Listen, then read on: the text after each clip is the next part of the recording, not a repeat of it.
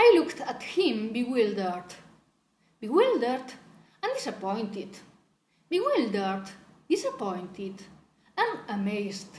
Bewildered because a man from the resistance, or whichever organization he belonged to, of almost 2 meters height and several kilograms of muscles, was whining as 2-year-old kid.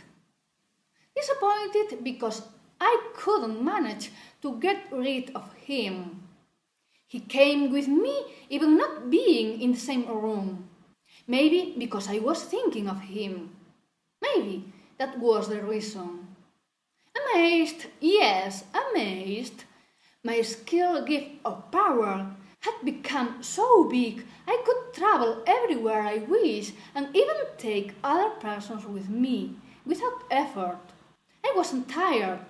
Nothing hurt. To where I wish, I accidentally said aloud. "Excuse me?" A depressed Fräulein stuck his eye on me without strength. Nothing. It seemed to be the only answer. But this time he didn't mind. He sat down on the bed, lay down, and closed his eyes. I got worried. Not much, but I got worried. He didn't open the eyes again. I was panic-stricken, thinking he was right and something blew up inside that evil eyebrow. I approached. He was breathing. I approached a bit more. His heart was beating and it seemed to me as normal. I went back to the window and saw the darkness, that it wasn't total because my eyes got used to it. I had to hold a funny laugh back when I realized that I only needed to think about going to a place before sleeping to get there. I felt like jumping for joy. My heart also beat fast, not owed to the travel, but for the euphoria. Afterwards, watching Fräulein sleeping, I thought that the new stuff was fine as long as I was able to control it. If I had the barriers that limited my skill demolished, and I thought about something without realizing before falling asleep, I could end who knows where without meaning. Could I take anybody I wanted to? Yes, the company was another interesting point. Could I choose the people? It seemed I couldn't do it on my own. Would I need a lot of energy? I had warned Fräulein out. I'm going to the blue again, I thought, excited, lying down next to Fräulein. If I had taken Fräulein with me because I needed his energy and he was worn out, I could go alone. I supposed it was worth checking it.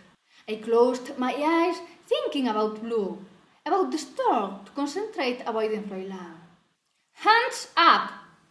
50 voices shouted at a time. I opened my eyes in front of a blinding light that let me see the half body of the world shielded on black suits, metal boots, and aggressive poses. Considering the clear my head was feeling, I was able to think that I hadn't got what I intended to, and peeked beside me to be sure seeing Fräulein on the bed. He wasn't there, but once they stopped aiming with that appalling spotlight, I could see him on his knees at the corridor with a rifle on his nape. It was going to blow up now, I thought, being bad. Hands up, one only voice said. I raised them, feeling ridiculous. One of them took me to the corridor, kicked me on the back part of the knees, making me falling next to Fräulein. I looked at him. He tried to turn the head to me until one hand corrected his position and other grabbed me by the neck, reminding that dream of the slender woman. Together or separated? One of them said. Together, one feminine voice said from some steps behind, and at a lower volume as she was speaking with someone next to her. Everything they say can help us. I don't know if she said it to make us feel nervous or if she really believed we couldn't hear her. They took us out of the building. Raquel first, me almost on the air. As we were going down, I could see lights behind the doors. Not at the street. At the street there were lots of vans and more black figures. The rain was thick. They threw us inside the nearest to the door. It happened really fast. I thought I still was dreaming. Inside the van there were 2 more persons. I only could see their faces after a few minutes. I looked at Fräulein. I was about to speak. One of those women noticed my intentions and shook her head to tell me not to do it, which inspired more questions and put up with the king of making them more difficult. Get down! Hurry up! They shouted once the van stopped and they opened the doors.